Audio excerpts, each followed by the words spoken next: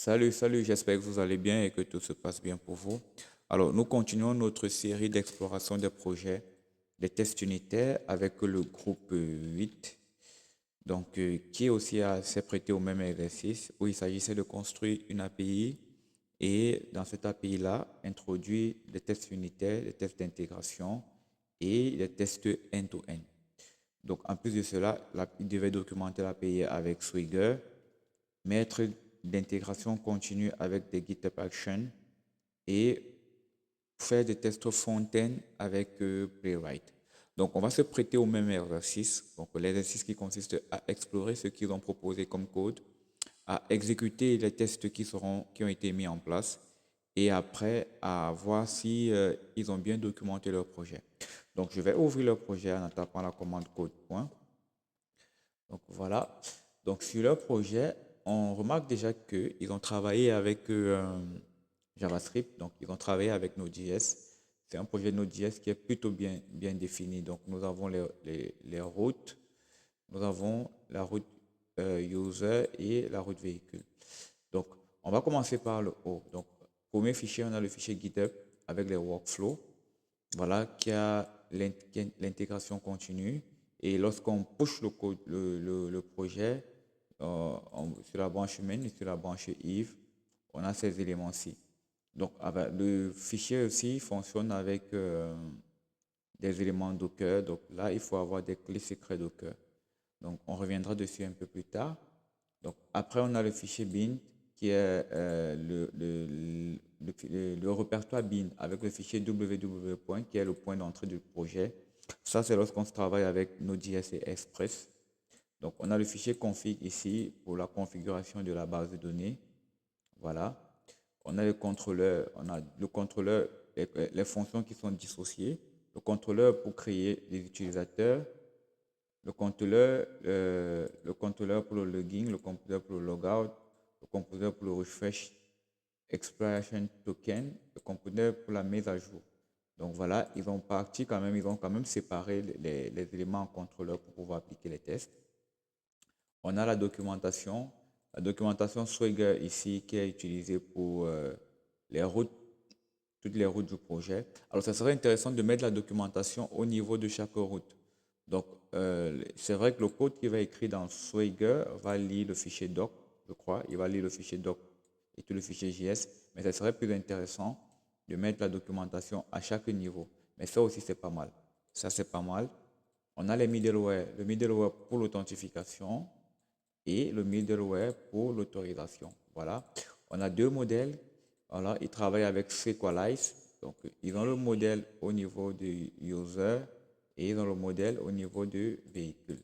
Alors, en termes de public, ils ont juste un peu de code CSS.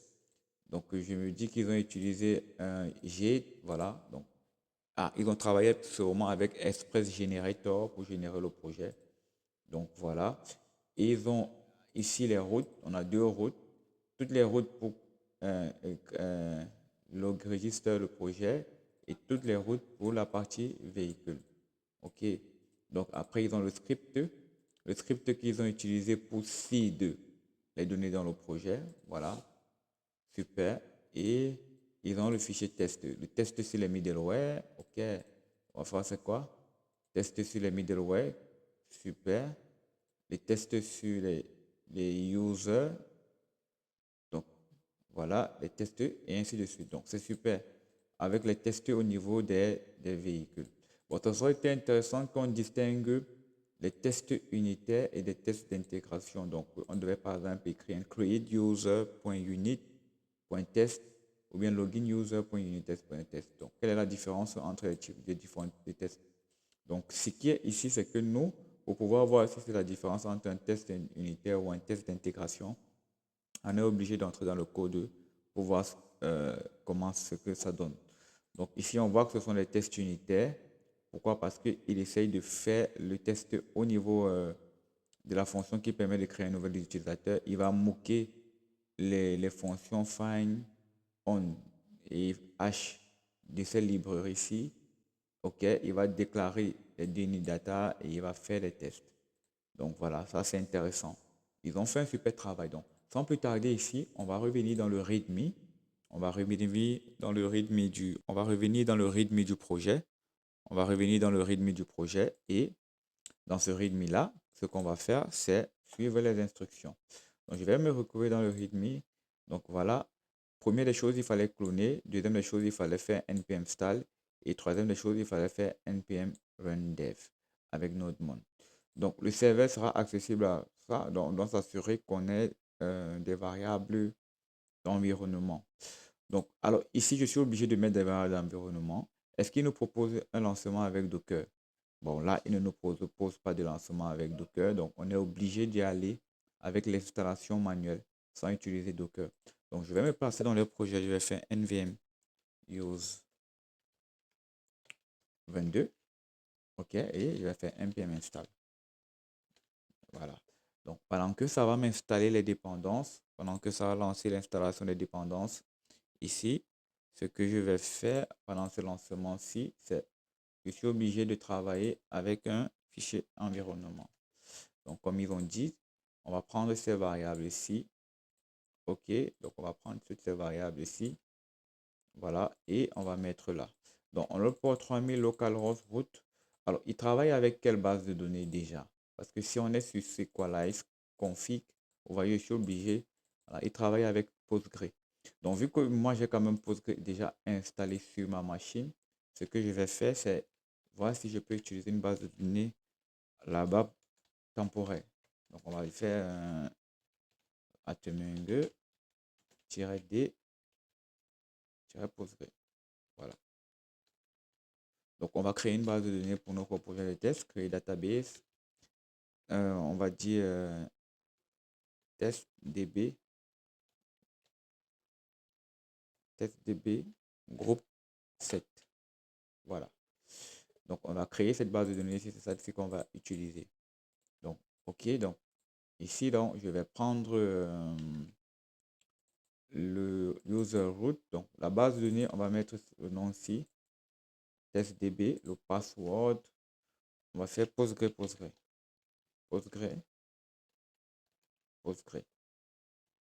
Voilà.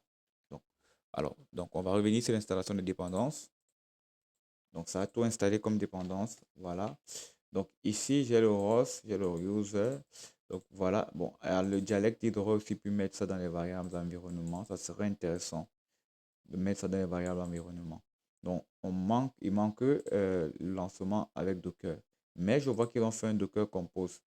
Donc là, même s'ils n'ont pas mis de commande, on aurait pu lancer. Donc, ça lance quand même l'API, le PostgreSQL, ça installe les éléments et ça lance le backend. Bon, on reviendra dessus plus tard.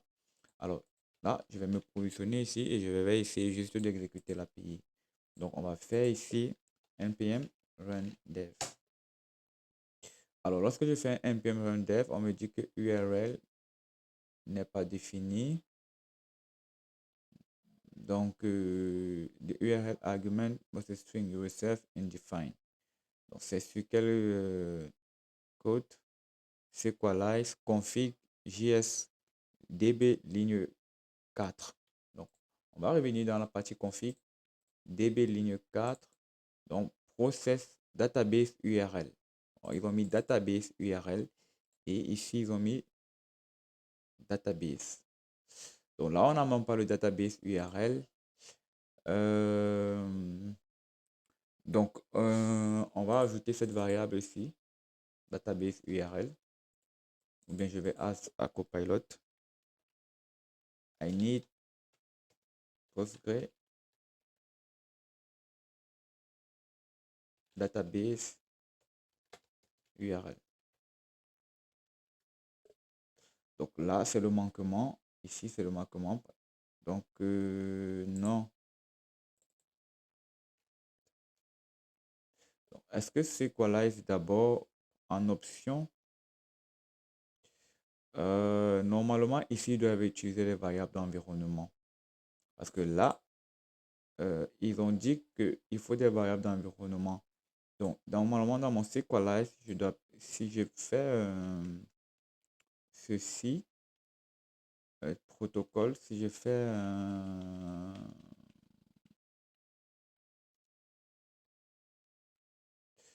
Ouais, on va faire ça comme ça. Oui. Ok, donc, virgule. Le port aussi, database. Voilà. Username. Voilà. Voilà. Donc, je pense que ça, c'est bon. On va utiliser ça comme ça. Donc, on va clear et on va npm dev. Alors, normalement, ça essaye de se connecter, mais le mot de passe Postgre n'est pas bon pour l'utilisateur Postgre. Donc, ce qu'on va faire ici, c'est revenir là et changer de user. On va faire user @munge, vu que je suis en local. OK, et mon mot de passe, on va faire ça. Regis 1, 2, 3, 4. Voilà. Et on va voir si c'est passé. Donc, super. Donc, ça s'est connecté. Ça s'est connecté ici. Donc, comme c'est connecté, ce qu'on va faire maintenant, c'est essayer d'exécuter l'API. Au niveau déjà de la première chose, de la documentation. Donc, pour la documentation, ils disent que normalement, si tu vas au port localhost 3000, tu atterris sur la documentation. Donc, voilà. Donc, je vais faire ici un localhost 2.3000. Donc, voilà. Donc, super. Donc, lorsque tu tombes sur localhost 2.3000, tu tombes sur le projet. Bienvenue sur notre TPDGL. Ce projet a pour but de démontrer notre compétence sur les tests logiciels. Et il y a le nom des groupes. Donc, super. Le chef de groupe, déjà, qui est très bon. Qui est très bon. Yves, Aubert, Moupoué, Dado, Ornella. Donc, voilà. Cindy Joyce. Donc, super. Donc, félicitations pour le projet. Donc, on va accéder à la documentation. Donc, lorsqu'on accède à la documentation, oui, c'est ce qui était demandé. Donc, on tombe sur la documentation de l'API. Là, on peut réellement l'utiliser. Donc, on peut faire directement ici. On n'a pas obligé de passer par Postman ou par autre chose pour pouvoir récupérer la documentation des API. Donc, ça, c'est un super travail. Donc, ici, alors, ici, il manque un modèle, le modèle user. Donc, je pense qu'ils ont oublié le modèle user, mais c'est bien. Donc, si on fait un période get try to get all vehicle, normalement, il me met c'est passé, exécuter.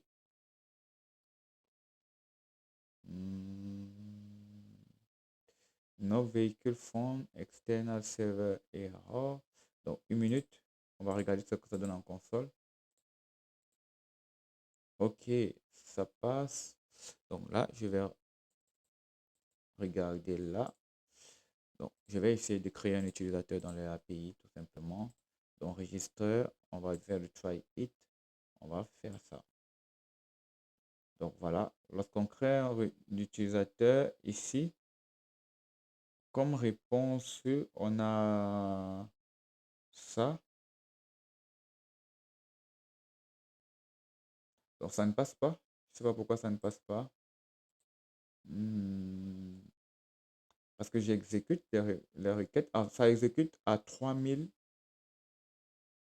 mais l'API exécute à 3001. Il y a problème. Comment ça exécute à 3001 ici?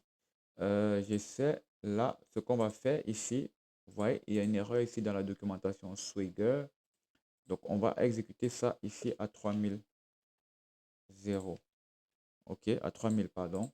Et on va exécuter. Donc, voilà.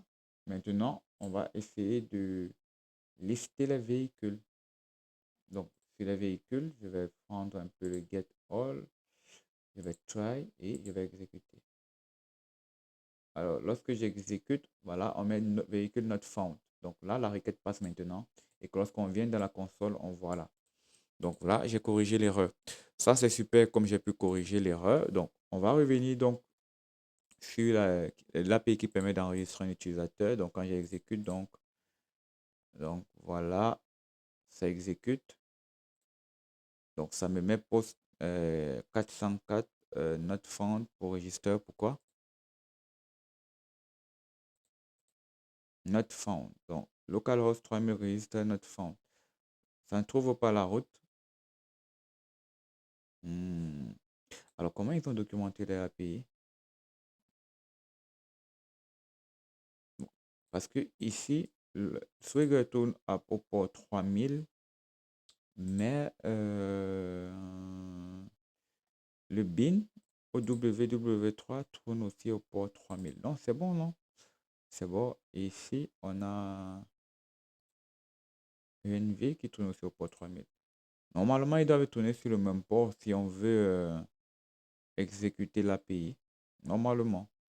Donc, ce qu'on va voir, c'est qu'on va un peu essayer encore de tester au niveau de get tous les véhicules.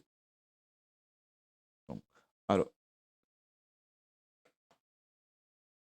ici, même les véhicules get, ça met 400 cartes not found. Hum, donc, quelle est l'erreur ici? Donc, je vais revenir dans la documentation un peu, regarder ce qu'ils ont proposé.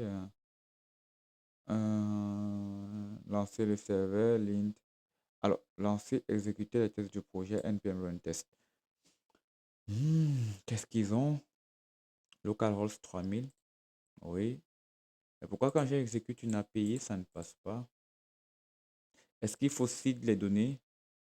Bon, après, on va essayer un peu de seed, hein. Mais est-ce qu'ils ont la commande pour seed leurs données ici dans le readme? Dans le readme, quand tu arrives là, alors, ils n'ont pas de commande pour seed les données. Parce que ça serait intéressant d'avoir une commande où on peut utiliser pour seed les données. Ils n'ont pas de commande pour seed les données. Et après, même si je me connecte à la base de données, si je vais faire utiliser connect ou la base de données, c'est test, oui, BD, DB, DB, groupe 7. OK, donc si je fais slash D, donc voilà, j'ai les tables user, véhicule et tout ça. Donc si je fais un select, on peut faire select, étoile from user. Donc je vais afficher tous les utilisateurs. Donc user n'existe pas, il n'y a pas. Select étoile véhicule. Donc je vais afficher tous les véhicules aussi. Ces véhicules, oui. Donc il n'y a rien. Normalement, si je reviens tester alors l'API au niveau front-end, si j'exécute encore, donc on va essayer encore de créer un utilisateur, hein. Cancel. Donc je vais try ça, le name, le password et le rôle. Je vais exécuter. Donc quand j'exécute, ça me dit que la route s'y n'est pas trouvée en fait. Pourquoi ça ne passe pas au localhost 3000 slash register? Ça ne passe pas ici. Je pense qu'il manque peut-être slash API, hein. On va voir un peu comment ils ont... oh là là. Comment... Quel est le lien de leur route là? Quand je viens sur route, je mets user, post register, voilà. Create user, ça c'est la route. Dans la route, la routeur express register create user. Donc c'est ça. Est-ce que sur le port création d'un utilisateur, voilà le contrôleur. Non, mais ça met route not found. Hmm. Ça devait normalement créer un véhicule, hein. Si je suis dans app, ok, donc il y a l'origine, le 3001, 3000, API doc pour Swagger, oui. Et moi, je suis plus intéressé sur les routes. Les routes là, ils vont slash quoi?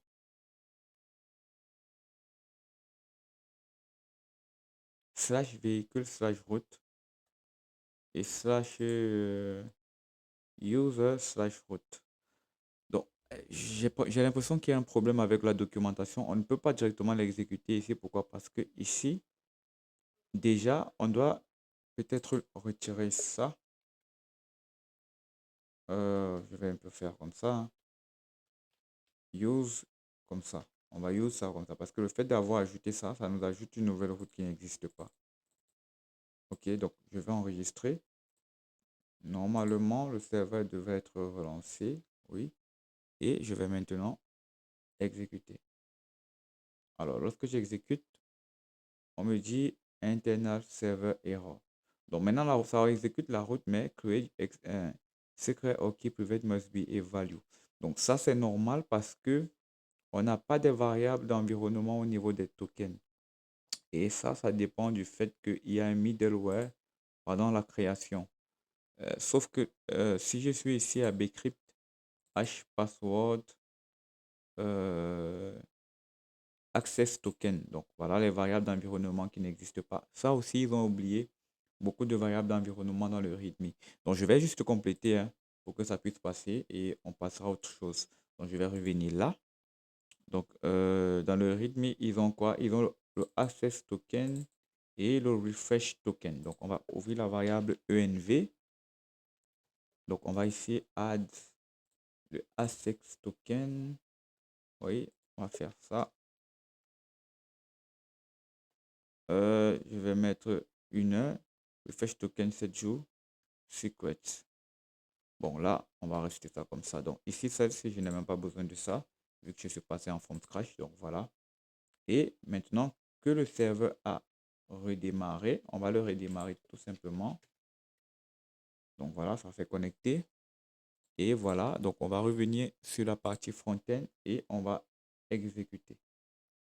Donc, je vais exécuter là. Alors, lorsque je l'exécute, on me dit cet utilisateur existe déjà. Donc, normalement, si on revient dans la base de données, on fait ça au niveau des users. Donc, voilà, un utilisateur a déjà été créé. Donc, ce que je vais faire, c'est juste vérifier que tout cela passe. Donc, normalement, ce qu'on aurait pu faire, c'est de voir avoir un code qui nous permet de citer les informations. Un code qui nous permet de citer les informations. Mais là, on n'a pas ce code-là. Donc, ce qu'on va faire ici aussi, c'est essayer de créer un véhicule. Notre fond, donc aussi, on a un problème au niveau des routes sur les véhicules. Euh, Ça, c'est aussi un problème de la configuration aussi. Donc, on verra un peu sur véhicule route. Véhicule route, il y a create. Ah là là. Toujours ici, c'est il n'y a pas de poste. Le poste-ci prend le PAF. Donc le PAF, voilà, il n'y a pas de PAF là. Ah, c'est parce qu'ils avaient mis un PAF de l'autre côté au niveau de véhicules. Ok, donc, mais généralement, oh là là, je suis en train un peu de toucher la documentation hein, pour comprendre le projet. Donc, on va revenir dans le app. Ok, donc dans le app ici, si je viens un peu là sur GitHub, je vois ce qui a été changé. Slash véhicule. Ok. Mhm. Donc, on va laisser le... Non, on va laisser ça comme ça. Et ici, on va revenir là dans les routes. On va mettre ici un slash véhicule. Ça, c'est une petite incohérence au niveau de la structuration du projet. Get all vehicles slash véhicule. Après, même leur approche de l'autre côté était bien hein, aussi. Ok, donc non, on va laisser leur approche. Hein. On va laisser l'approche. On va revenir au niveau de Swagger, au niveau du véhicule ici. Je vais juste récupérer ce qui était fait avant, là, et je vais coller là. Ok, donc lorsque j'ai collé là, ce que je vais faire maintenant, c'est de commenter ceci et enregistrer. Donc là, ça va passer. On est bon, on revient là pour tester. Donc voilà, syntaxe invalide pour le type. Donc voilà. Après même l'API, de toute façon, elle fonctionne. C'est juste un problème au niveau de les points d'entrée. les URL locales 3000, 3001. Donc, ce qui est intéressant, c'est que on doit comprendre comment le projet est structuré pour pouvoir corriger les erreurs. Bon, après, je vais passer à autre chose sans plus tarder parce que à ce niveau-ci, ce qu'on peut avoir, c'est peut-être passer au test déjà, voir si le test passe. D'accord? Donc, je vais arrêter mon serveur ici. Donc, voilà, c'est passé. Donc, je vais arrêter mon serveur ici. Je vais faire un clic. Je vais faire npm run test. Alors, le premier inconvénient ici, c'est qu'ils n'ont pas distingué les types de tests. Ils n'ont pas distingué les tests unitaires et les tests d'intégration. Ça, ce n'est pas distingué. Pourtant, le projet est bien fait. En même temps, ici, lorsque j'exécute les tests, ils utilisent Jest, qui est déjà très bien. Mais lorsque j'exécute les tests, j'ai des erreurs au niveau du refresh token. Donc, voilà. Est-ce qu'ils ont ils nous ont monté un résultat sur la couverture? Donc, il y a pas un résultat sur la couverture. Pourquoi? Parce que les tests échouent. Donc, ici, dans cette réponse-ci, j'ai deux tests qui ont échoué, deux tests de suite qui ont échoué. Donc, sur les 14 au total, et j'ai un test qui a lâché. Donc, ce qu'on peut faire, c'est voir comment distinguer, et ce qu'ils auraient pu faire, c'est distinguer les tests unitaires et les tests d'intégration. Ça serait bien. Pour qu'on puisse lancer les tests unitaires à part, les tests d'intégration à part et les tests end-to-end à part. Donc, il y a un manquement ici. Pourquoi? Parce que la partie test end-to-end au niveau des branches n'a pas été effectuée. Donc, le test end-to-end au niveau du front-end, il y a pas cette partie-ci. Donc, si je reviens un peu regarder les logs, on va cliquer un peu là. Clear git, git statue, git logs.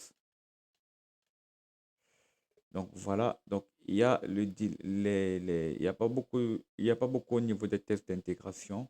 Je ne sais pas s'il y a une branche front-end parce que si on devait voir dans le README, git fetch-all. Donc si je fais une git branche, donc voilà un peu les branches qu'il y a. Donc on n'a pas de branche au niveau front-end. Je ne sais pas pourquoi ça n'a pas été complété. Donc, mais il y a quand même le CI/CD, il y a le déploiement, il y a quelques éléments.